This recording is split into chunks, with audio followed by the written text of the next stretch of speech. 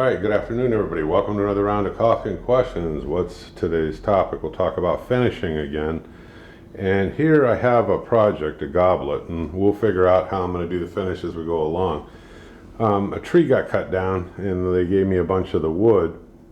Interesting thing is all the wood, as I started cutting it up, some was light, some was dark, some had a lot of character, some of it was rather bland.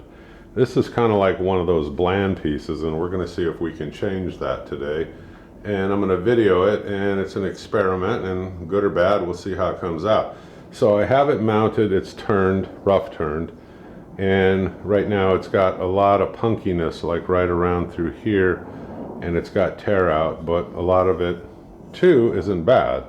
So I'm going to sand this with 80 grit, then I'm going to go to 120, 150, 220, 320, 400. So the way that I do this is in between each grit, I've got my dollar store reading glasses, which are like magnifiers. So I'll sand with the 80 grit, and then I turn around and I hand sand it with the grain. It doesn't take long, you can do this fairly quickly, and then I clean it off real well, and I go to the next grit, which would be the 120. Now after that, I sand with the grain, I blow it off and clean it off real good, then I look it over carefully with those reading store glasses, and I'm looking to make sure I've got out all the tool marks by then, which I should have gotten out probably on the 80 grit, but if I didn't, I make sure I got them out on the 120 grit, and if you got to go back, that's fine. But then I take a look and I make sure that all of those previous grits, scratches have been removed. I want to make this as perfect as I can as I go through this sanding protocol. Let me show you a picture of the sanding protocol. It's brief.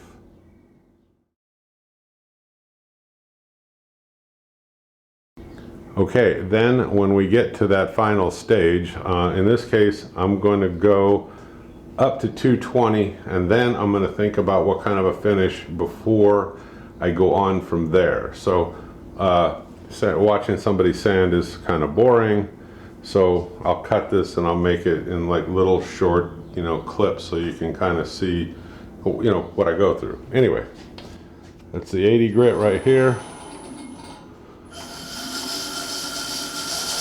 I go probably 250, 300 RPM, somewhere right in there, and don't press hard. If you do, and you feel the heat through your fingers, you're pressing too hard, and you can actually get what they call heat cracks, which you're putting too much heat into the wood and it's causing this micro cracking. So right now I don't have any of that, so just don't be in a rush, let the sandpaper do the job. So what I'm doing with the 80 grit right now is, like I said, I'm going to make sure I got all the tool marks removed. Any final little bit of shaping you want to do, you can do it right here. And you'll notice I got a little bit of wobble because I turned this when the wood was still real green, and it did have some movement to it.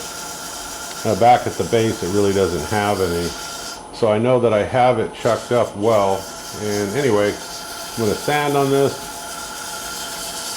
and I'll be back with you when I'm done with the 80 grit, and I'll show you what I do. Okay, so I finished with the 80 grit, and then what I do is I just sit here and I sand it with the grain, and I just go around it quickly, okay, and go around the whole thing like that. Then I clean it off. Then I'm going to turn around. I was at 80 grit, I'm going to go to 120, I'm going to do the same thing.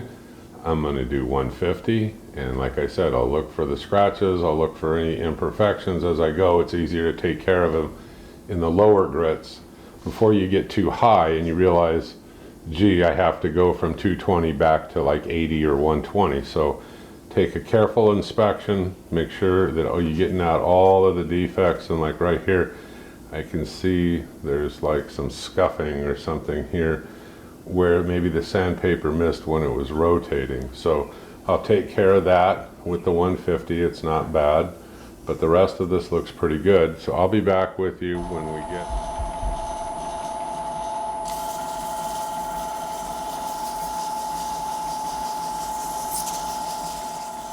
Okay, I just got through sanding with 220. So I'm going to sand with the grain like I was saying earlier, and I'll do that real quick. Then I'm going to clean this off real well, and then we're going to take a look at what to do next. I'm not real sure. It's kind of bland looking. I might go the route of putting dye on it. So I'll be back with you in a minute and we'll decide. Yeah, this looks pretty bland. So yeah, let's try some dye on this, and let me adjust the camera to give you a better angle.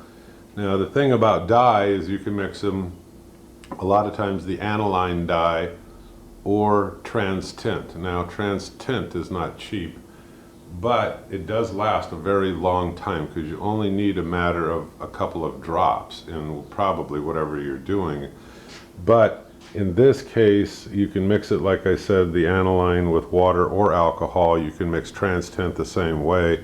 You can use trans tint, I don't know so much about the aniline, but I know you can use trans tint to do toning, stuff like that. So for right now, we're just going to do some wood dyeing, and I have it mixed right now. I've got the trans tint mixed with water. That's what I had laying around, and we'll go ahead and we'll use it. So the first thing I'm going to do is I'm going to get a glove on, and I'm going to paint this whole thing black. So let me adjust the camera. I'll be right with you.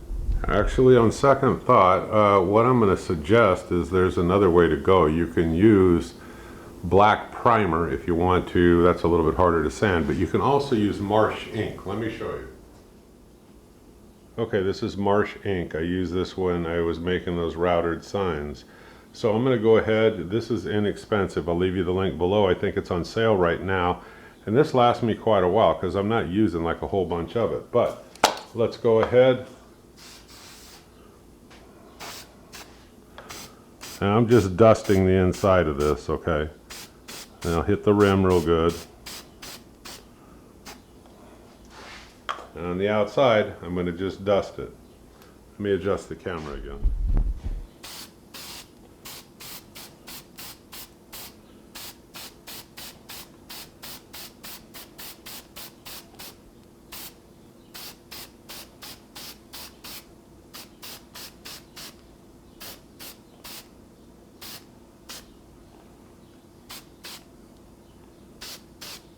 Pretty evenly dusted. Now I did not just try to paint this whole thing black. I'm just dusting it like this. Now the thing I'll say about marsh ink, this stuff dries almost immediately, okay? So give it 5 or 10 minutes. Then I'm going to sand it back using 220. And the reason why I do that, I have a little bit better control at the moment in terms of sanding. There's nothing wrong if you want to sand it back with 150.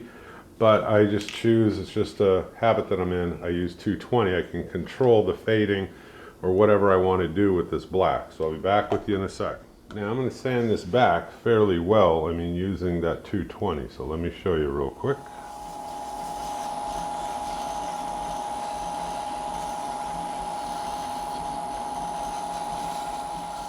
Now you can stop it once in a while, kind of rotate it.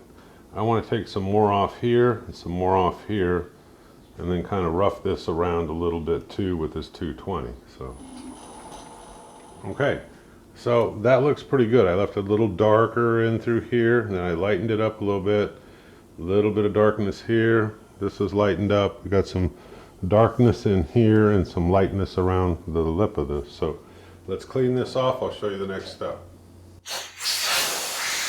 Now I'm going to change back to that trans tint, and again this is mixed with alcohol, so the alcohol will evaporate real fast, which allows me to keep going at a little bit better pace. But there's nothing wrong with mixing it with water, and if you put a mark on here where it is when you're done, when you come back, if it's down because of evaporation, you just add a little more alcohol and shake it up. Anyway, this is a Bordeaux red, but I would tell you just use any kind of red, and let's try it. And we're going to go over the whole thing, then we're going to let it dry. Here we go.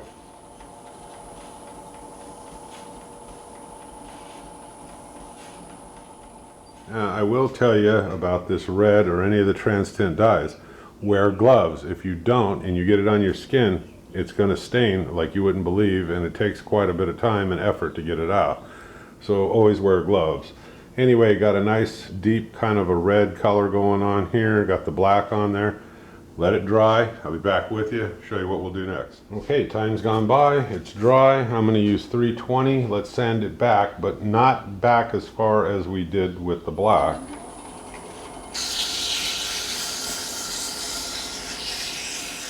Don't stay too long in one spot. You'll go all the way through everything. Stop, take a look at it, and blow it off. Okay, so we cleaned it off, wiped it off.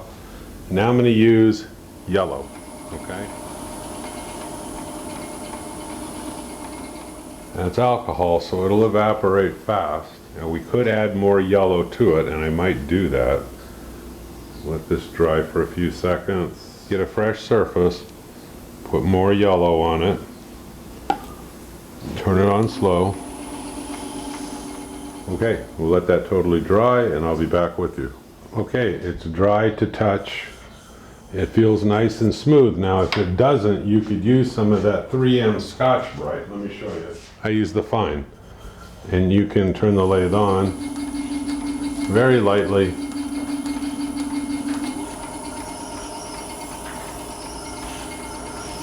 It denibs it, gets all the little particles off if you have any. Get a clean cloth or blow it off if you got a blowgun. If you don't, get yourself a clean shop towel and just wipe it off. Now, what I'm going to do is I'm going to use spray lacquer, and I have this little Badger spray gun right here. And I got lacquer in here. I'm using Watco lacquer. I usually use Deft, but I didn't have any left. So Watco gloss, and I put in a container separate from this.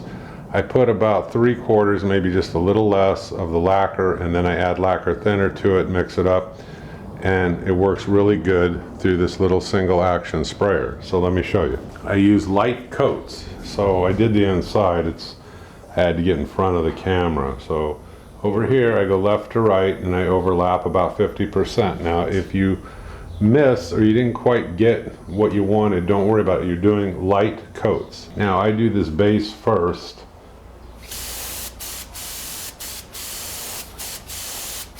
There we go.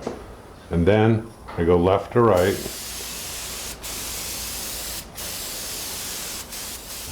About 6 to 8 inches away.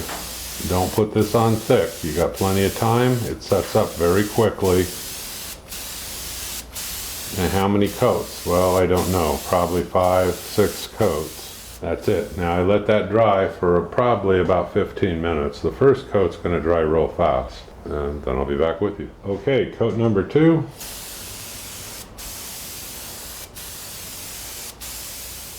Okay, coat 3. Okay, we'll spray another coat. Now the question becomes, how many coats? Now I'm going to keep spraying this until I've got a really nice shiny buildup. Now at that point, you can do a couple of different things. Option 1, I could go over it lightly with steel wool or some of that gray 3M micro mesh, kind of denib it, and I could spray a final coat and I could call it done with just the lacquer. Option 2, I could go over it with the 3M gray or the steel wool, and after it's dried and it's cured, I would let it sit actually for 5 or 6 days, and then like I said, I go over it with the 3M of the steel wool, and then I could put wax on this. Now you could do that, and that would take it from actually a kind of a super gloss or gloss finish. It would take it to more of a semi-gloss. You could actually even make it satin if you want to. The choice is yours at that point. The point of the video is to show you could take a piece of bland wood and you could make it something different, something a lot more attractive. Lots of ways. Finishing is kind of one of those topics where there are so many ways that you can actually do finishing, and I'll explore different finish methods with you as we go into future videos. But for this one, the lacquer, I'm going to see what it looks like. I might just leave it like just the lacquer gloss when I'm done. Like I said, you do have options when you're done if you want to do more in the realm of finishing. One of the things that I use, say it's kind of my favorite, is I'll take paste wax. I'll put just a little bit, like I said, maybe in a container, I'll put 8 8 drops or so of boiled linseed oil. I'll put a little mineral spirits. I'll mix it up so it's like a little bit more than like a creamy peanut butter, and then I'll put it on, and then I will buff it off, and that gives it that semi-gloss. So I might do that too in the end, but these options are yours. But for right now, the little hobby sprayer here and the lacquer, this works good on this project, and the coloring. So I hope you got something out of the video. If you know a better way, drop it in the comment below. I'm the Home Handyman. I hope you click subscribe, and I hope you keep following me. You folks have a great day. See you soon. Bye-bye.